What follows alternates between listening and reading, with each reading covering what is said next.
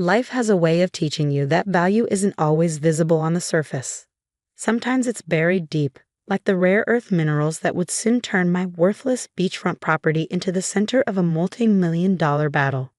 My name is Catherine Mitchell, and until 3 months ago, I was happily married to James Harrison, son of the influential Margaret Harrison, real estate mogul and self-proclaimed business genius.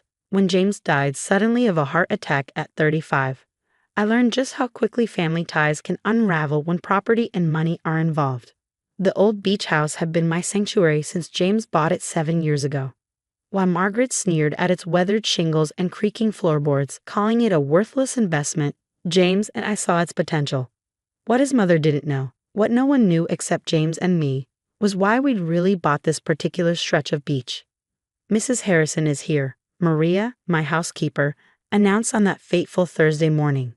I was in James's study, reviewing the geological surveys he'd left behind, trying to make sense of the technical jargon about mineral deposits and extraction rights. Margaret Harrison swept in like a cold front, designer heels clicking against the hardwood floors. Behind her trailed her ever-present lawyer, Alan Peterson, and my brother-in-law Robert, who couldn't quite meet my eyes. "Catherine," Margaret's voice could have frozen seawater, "we need to discuss the property situation." I carefully closed the geological report. "What property situation, Margaret?" She settled into James's leather chair without invitation. "This dwelling." She glanced around with poorly concealed disgust. "The family has decided it's time to consolidate assets. The beach house was purchased with Harrison money, after all." "James purchased this house," I corrected quietly, "with his own money. I have the documentation." "Money he earned working for the family company," Robert interjected, finally finding his voice. "Technically, it's Harrison property." I thought about the safe behind James's desk, about the real reason we'd chosen this particular piece of worthless beachfront, about the geological surveys that had confirmed what James had suspected when he first heard rumors about rare earth deposits along this stretch of coastline. "The house is in my name," I said, keeping my voice level. "James made sure of that." Margaret's smile was a slash of red lipstick. "Did he?" Alan showed her. The lawyer produced a document with practiced flourish. "This contract, signed by James 3 years ago, clearly states that all property purchased with income from Harrison Developments remains under company control." "I never saw this contract," I said, scanning the papers. The signature looked wrong, too perfect, too precise. "Why would you? You were just the wife." Margaret stood, smoothing her channel suit. "We're being generous, Catherine. Take your personal belongings and leave. The house goes back to the family, where it belongs." "You can't just."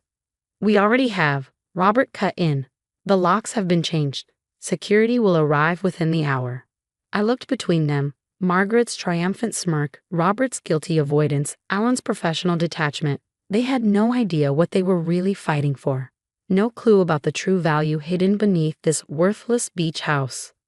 "I'll need time to pack," I said, letting defeat color my tone.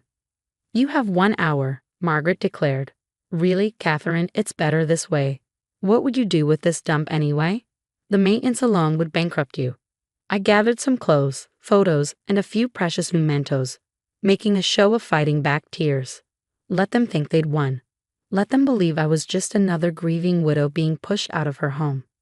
What they didn't see was the USB drive I slipped into my pocket, the one containing all of James's research, all the geological data, all the proof that this stretch of beach contained one of the largest deposits of rare earth minerals on the East Coast. The mining rights alone were worth millions. "One more thing," I said at the door, turning to Margaret. "James would have wanted me to tell you, sometimes value isn't obvious at first glance." She waved me away dismissively. "Spare me the sentimental drivel. Just be grateful we're not contesting the life insurance." I drove away slowly, watching in my rearview mirror as Robert directed the security team to take up positions around my beloved beach house. In my bag, nestled between old photos and worn sweaters, was something else they hadn't thought to look for. The original deed to the property with an interesting addendum about mineral and mining rights that James had insisted on including. My phone buzzed. A message from Thomas Chen, the mining company executive James had been secretly meeting with before his death. Documents received. Moving forward with claim tomorrow morning. 9 a.m. meeting still on? I smiled, typing back a simple yes. Then I called my lawyer, Sarah Martinez, who had been waiting for this moment. They took the bait, I told her. Everything exactly as James predicted. Are the papers ready? All set, she confirmed. The mining company's legal team will file first thing tomorrow. Want to bet how long it takes Margaret Harrison to realize what she just stole? I checked my watch. In less than 24 hours, Margaret would learn that the worthless beach house she just seized sat on top of minerals worth more than her entire real estate empire. And thanks to James's careful planning, the mining rights belong solely to me. See you at 9, I said, ending the call. Sometimes the best revenge isn't fighting back. It's letting your enemies think they've won, right before they discover what they've really lost. The next morning, I arrived at the offices of Martinez and Associates dressed for battle in a crisp charcoal suit, one of many things Margaret had criticized as trying too hard to fit in with real business people. The conference room already held an impressive gathering. Thomas Chen and his mining company executives, Sarah Martinez and her legal team, and 2 geological experts with decades of experience in rare earth mineral extraction. At exactly 9:15 a.m., my phone lit up with the first of what would become a storm of calls from the Harrison family. I smiled, imagining the scene playing out at their offices. Ms. Mitchell, Thomas Chen began, spreading out detailed geological maps. Everything is proceeding as your late husband arranged. The mining rights claim has been filed, and our preliminary surveys confirm his initial findings. The rare earth deposits under your property are even more extensive than we initially believed. Sarah Martinez checked her watch. The claim will be public record in about now. My phone buzzed again. Margaret's third call in 5 minutes. This time, I answered on speaker. What have you done? Margaret's voice trembled with rage. Do you have any idea what just crossed my desk? Good morning, Margaret. I trust you've had time to review the property's mineral rights documentation. This is impossible, she sputtered. These claims, these surveys. James would have told us. Would he? I kept my voice calm. The same way you told him about that convenient contract you used to seize our house? The one with the suspiciously perfect signature. Silence crackled over the line. Catherine, her tone shifted to honey persuasion. Clearly we should discuss this as a family. This situation with the house. Perhaps we were hasty. You mean when you changed the locks and gave me an hour to leave my home? I looked around the conference room, meeting the supportive gazes of my team. I'm in a meeting right now, Margaret. My lawyers and the mining company executives require my full attention. Mining company? Her voice rose an octave. You can't negotiate without us. The house belongs to Harrison Developments now. The house does, I agreed, but not the mineral rights. James was very careful about that when we purchased the property. Check the original deed, specifically the addendum about subsurface rights. Oh wait, I paused for effect. You can't check it because I have the only copy, the one you didn't think to ask for when you were so busy throwing me out. The sound of papers shuffling came through the speaker, followed by muffled cursing. Robert. Margaret's voice moved away from the phone. Find Alan immediately. Sarah Martinez nodded to her assistant, who pulled up a document on the conference room screen. Mrs. Harrison, since you're on the line, you should know we're about to file an injunction.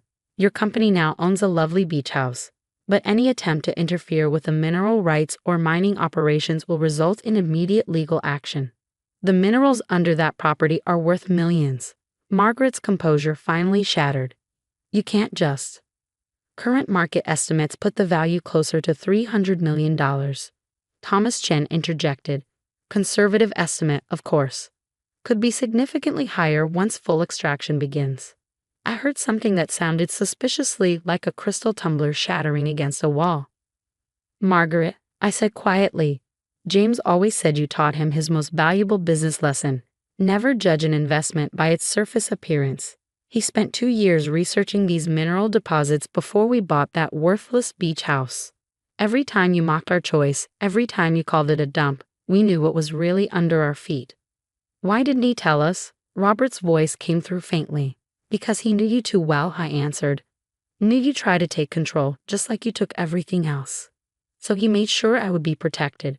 The house might belong to Harrison Developments now, but the real value, The minerals, the mining rights, the extraction contracts, all of that belongs to me. We can negotiate. Margaret's business voice was back. Surely we can reach some arrangement. Actually, we can't.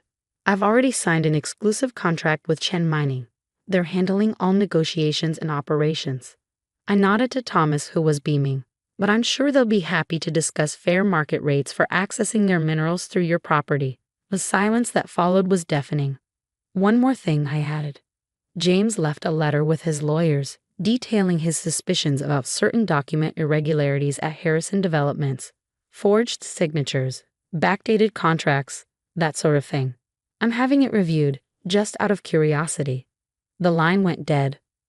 Over the next few hours, we finalized the mining agreements. By afternoon, Harrison Developments' stock had dropped 12% as the market digested the news that they'd seized a property worth millions, only to discover they had no rights to its most valuable asset. Robert called around sunset, his voice heavy with whiskey and regret. Kat, I didn't know about any of it. The contract, the minerals. But you still helped her throw me out of my home. I reminded him gently. Actions have consequences, Robert. James tried to teach you that too. A week later, I received a formal offer from Harrison Developments to purchase the mineral rights for twice their estimated value.